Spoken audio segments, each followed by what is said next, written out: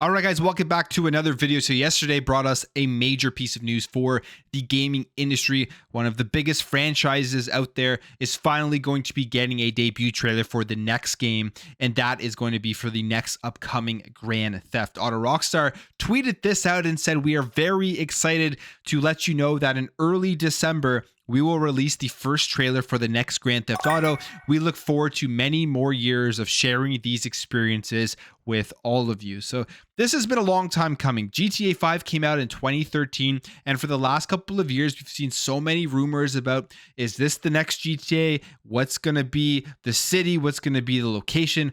What's going to be the characters? All of this type of stuff. We've seen so many fake trailers for GTA, and now the moment is finally upon us.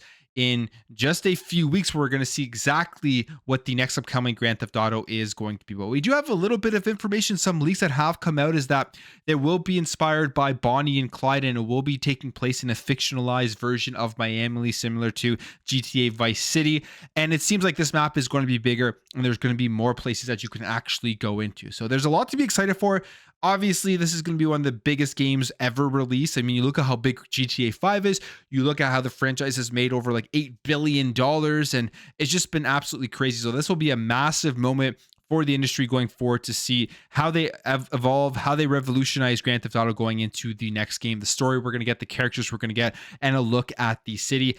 I mean, the games always look very good. GTA 5 still looks good. It has that next-gen update, which really does give it a beautiful shine that wasn't there when it first launched, obviously back on the 360 and the PS3, and then on the Xbox One and the PS4, and then now on these current generation of consoles. So I'm really excited to see exactly what they do here with GTA 6, and we'll definitely be talking about that when the official trailer does come out. Now let's jump over here. Let's talk about some more reorganization from Xbox. A couple of weeks ago, we saw that they did an entire reorganization. Sarah Bond got a promotion, Matt Booty got a promotion. They had Bobby Kotick in the organizational structure, although he will be gone at the end of the year. And then you had Phil Spencer, who became the major head with more people reporting to him. He was always the head, but kind of made it more so that there are more layers under him before it gets to the top. And now we finally are seeing who's going to be taking over for Matt Booty, who did get that promotion to becoming the president of Game and Content Studios, where he's going to be overseeing the work of ZeniMax and Bethesda.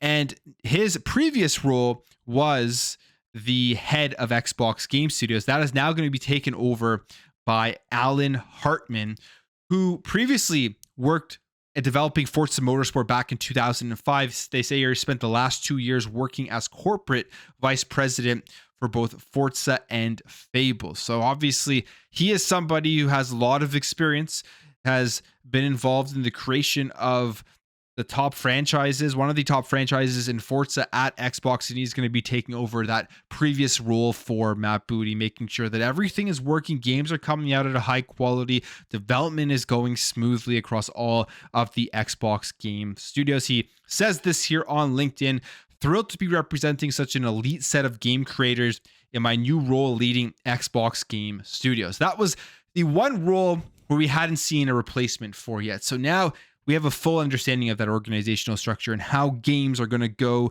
through before they get released. And there are going to be plenty of points here where there's got to be somebody out there that's going to say, let's take a look at this game. Let's see the quality. Let's make sure that it is releasing in the best state possible. There really is no excuses here now for Xbox to put out a bad release at launch, like which they had with Redfall, with that whole debacle. And then you had Phil Spencer going on a podcast and having to explain himself. Really no more excuses there.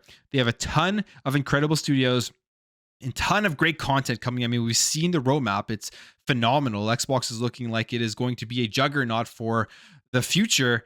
So it's just a very exciting time here on the Xbox platform. All right. Are you still looking for an Xbox Series X? If you don't have one and you're in Europe, this Black Friday may be the time to get it, because there is a major discount that is going to be happening.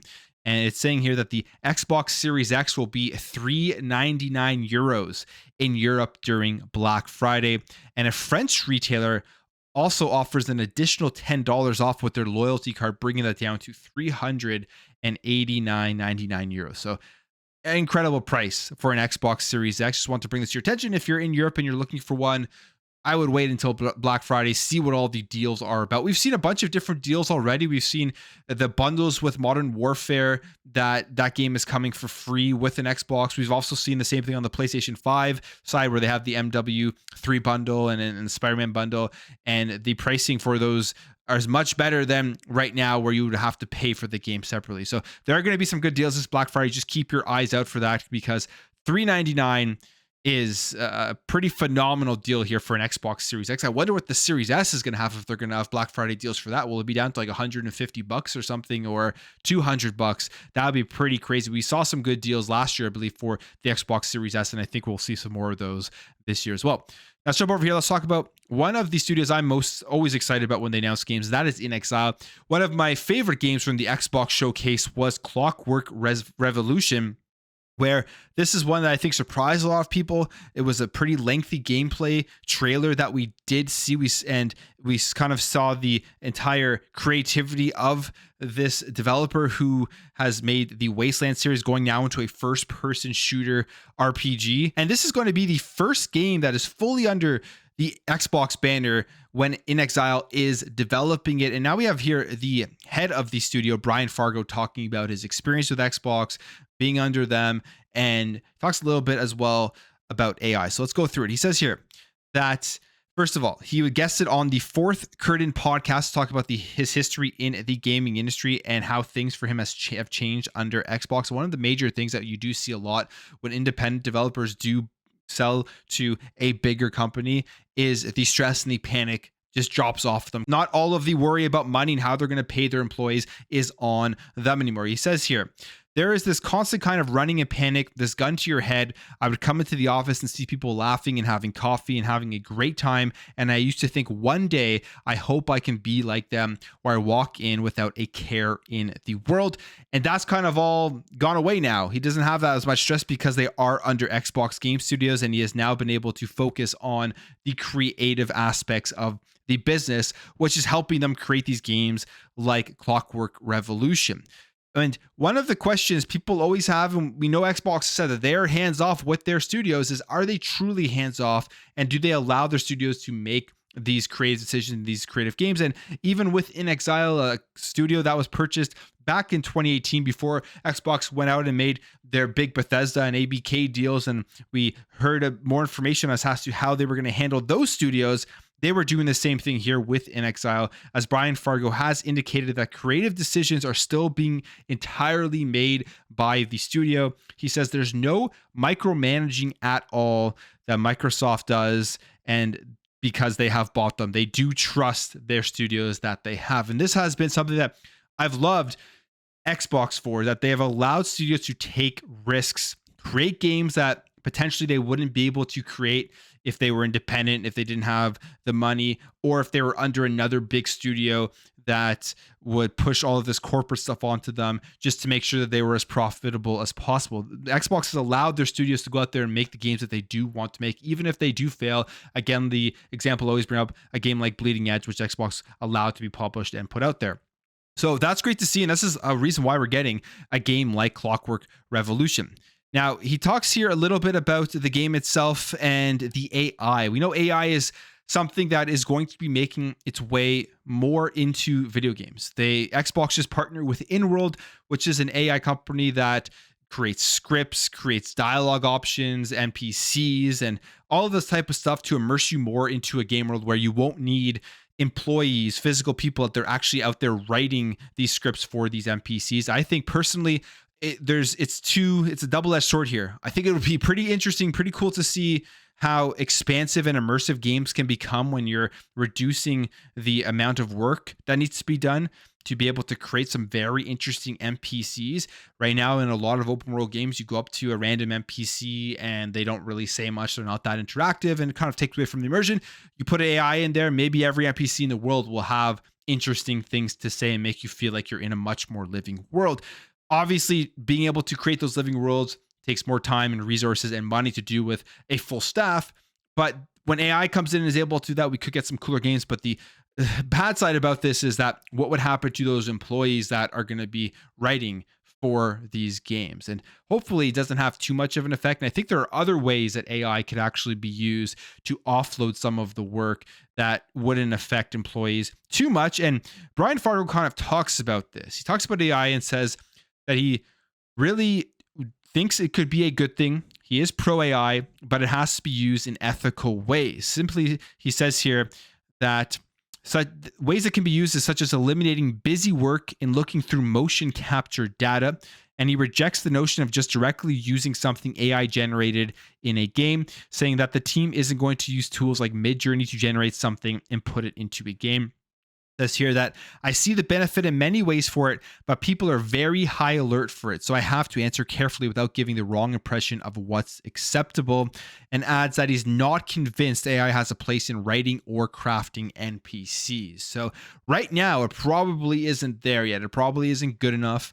And there may be a point in the future where it will be able to. And I feel like although people are super against that happening right now and they're saying that they would never do it, I feel like if you can get an AI to write some pretty incredible NPCs, you could use that to complement the writers that are writing some of the main characters in your game. And you can use that AI to create NPCs that otherwise wouldn't have dialogue or dialogue options and stuff like that. You could even do that and it probably wouldn't even take away as many jobs as people are saying that it would. But at the end of the day, again, it's double-edged sword. We'll see how this does have an effect on the industry itself. Now, for the game itself, we got a little bit more info as well for Clockwork Revolution and just kind of what they are going for. So he says this, Fargo says the studio wants to emphasize reactivity, giving an example of an ethical dilemma where a player could travel back in time to stop a serial killer only to realize that in the past, this character isn't a killer yet, saying time travel could also induce sillier reactions such as bringing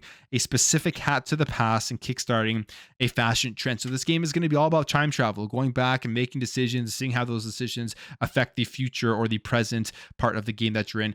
It just sounds phenomenal. I remember seeing this when they did show it off at the showcase. Easily one of the games I'm most excited for going forward into 2024 and going forward into the Xbox roadmap. So keep your eyes out on Clockwork Revolution. All right, let's jump over here. We know games as a service is a major topic. PlayStation is transferring over to apparently making more games as a service to try to make more money and support the high cost of developing their current first-party games, although there's been pushback against that apparently as well. WB is looking like they are going to be going more along the live service games. And this is from their earnings call. They say this, our focus is on transforming our biggest franchises from largely console and PC based with 3-4 year release schedules to include more always on gameplay through live services, multi-platform and free to play extensions with the goal to have more players spending more time on more platforms. Ultimately, we want to drive engagement and monetization of longer cycles and at higher levels. We have put specific capabilities. We are currently under scale and see significant opportunity to generate greater post-purchase revenue. So whether you're a fan of this or not, I think a lot of people probably wouldn't be a fan to hear that from WB Games, that they are trying to get that games as a service. The key here is kind of where the industry is right now.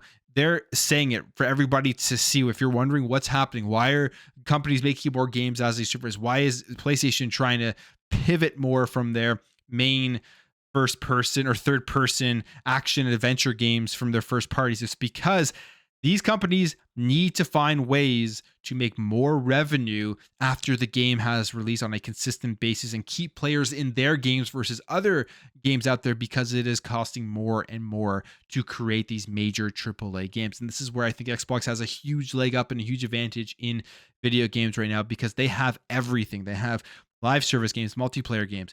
They have single player games. They have mobile now with ABK, cloud gaming, all of these things. So they're able to sit back and not scramble like a lot of these companies who are just trying to pivot and adjust because they didn't do it fast enough. They didn't do it early enough to adapt to the rising cost of game development.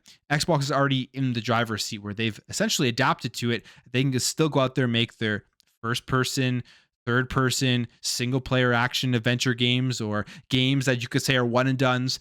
And they'll be fine because they still have everything else encompassing it to help bring in revenue. So this is why I think it's going to be a super interesting time to see how other companies kind of try to do essentially what Xbox has been preparing for and doing over the last number of years. And WB here is saying it in plain English for everybody to see. They need to find more opportunities to generate that greater post-purchase revenue. And again, you can make a comparison to first-party PlayStation games. They make no post-purchase revenue, which is why they have to pivot in some way to be able to find ways to do that.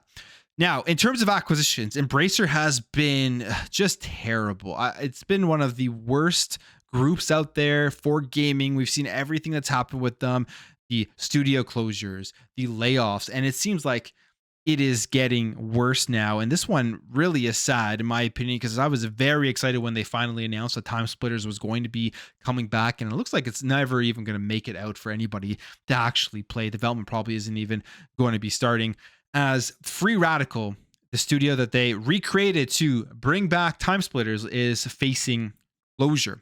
So previously, we know they closed Volition. Again, another very sad closure, in my opinion. They also closed Campfire Cabal, and they've also reportedly are trying to sell Gearbox, which I guess they're not doing anything with that too.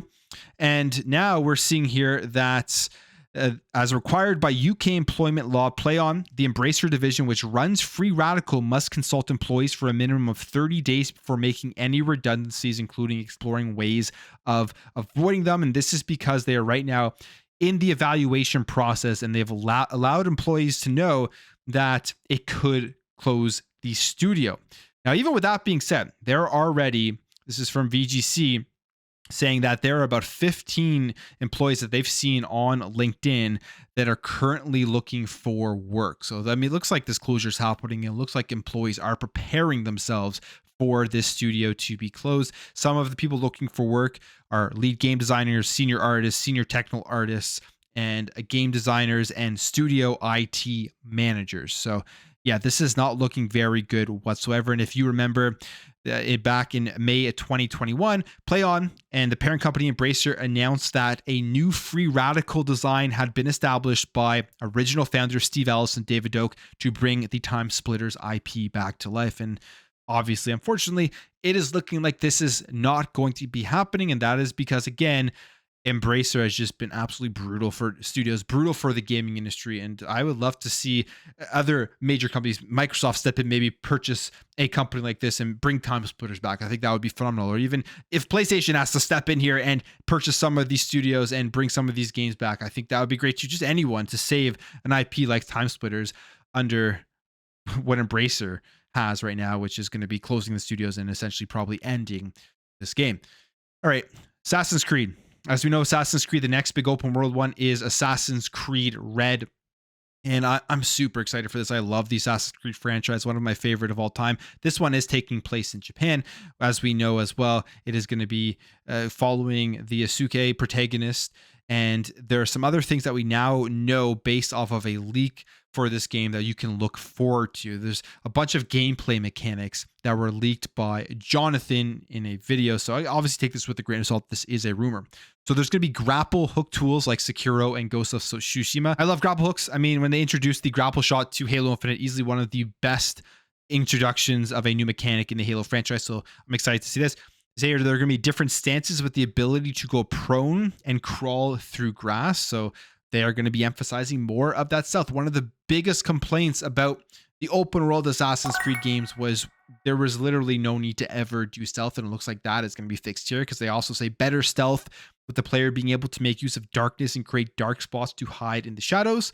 They say NPCs can defend themselves a lot better than ever before.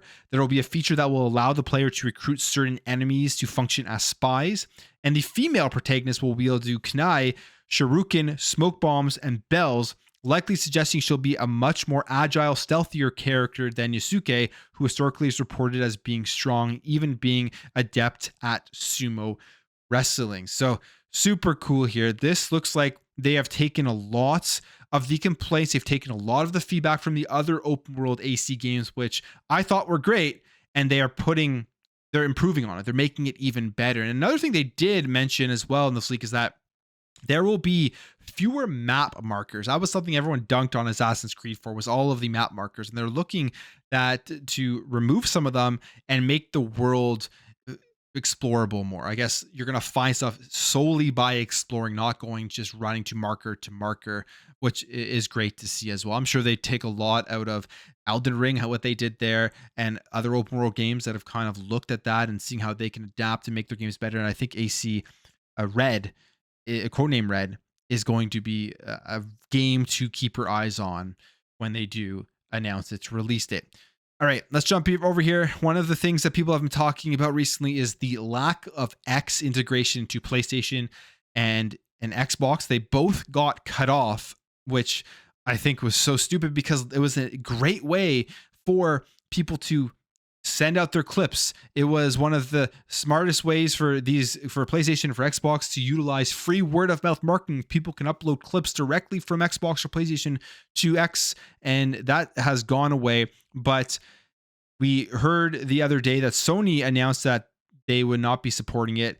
And now it looks like Elon Musk's attention has been brought to this, and he says that he will look into what is going on here with the platforms, with X not supporting the PlayStation or Xbox platform. So if you're sad about it leaving, it potentially can come back in the future unless he looks into it and then obviously ends up doing nothing. But that's it for me, guys. I'm going to end the video there. If you did enjoy this video, make sure to hit that thumbs up. If you are new here, hit that subscribe, and I will catch you guys in the next video.